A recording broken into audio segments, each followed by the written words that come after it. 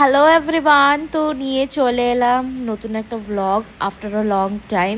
তো এটা ছিল সরস্বতী পুজোর দিন। তো ওর মিমি মানে ঈশা, আমার মামার মেয়ে আর কি, ওরিওর জন্যে কত মেহনত করে স্লেট বানাচ্ছে প্রথম হাতের খড়ি দেবে বলে।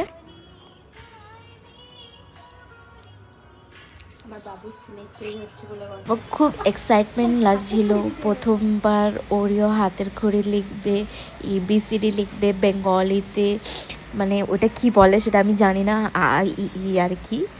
স্লেটটা খুবই খুবই সুন্দর লাগছিল আর কি। মানে কিছু কিছু জিনিস না আমি মেমোরেবল ওর জন্য আমি রাখতে চাই, কি মনে হচ্ছে যেন সব কিছু হওয়ার পর একটা এন্ডে আমি এটাকে ল্যামিনেশন করে লাইফ লংয়ের জন্য রেখে দেবো, তাতে ওরিও বড় হলে দেখতে পারবে। তো এখানে ওরিও রেডি হয়ে যাচ্ছে, আমিও রেডি হয়ে প্রথমে ওরিও হাতের খড়ি দেবে মৌসুমি আন্টির বাড়িতে। তো মৌসুমি আন্টির বাড়িতে চলে এসেছি, পুষ্পাঞ্জলি দেওয়ার পর ওরিওর হাতে খড়ি কন্টিনিউ হবে।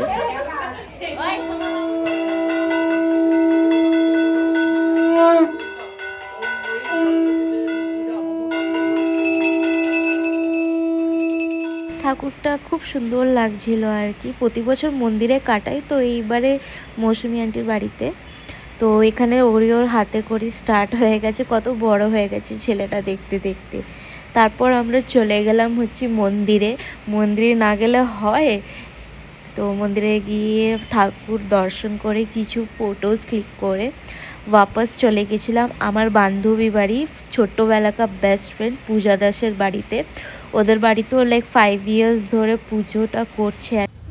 দাঁড়াও দাঁড়াও দাঁড়াও, নমস্কার সবাইকে, আমার নাম পূজা দাস পাল আর এই হচ্ছে আমাদের টিউশনের ঠাকুর। তো এখানে কিছু ফটোজ তুলে নিচ্ছে ঈশা, এটা হচ্ছে আমার মামার মেয়ে। ভালো লাগলে like comment and share. Tata. আস্তে আস্তে শোনা।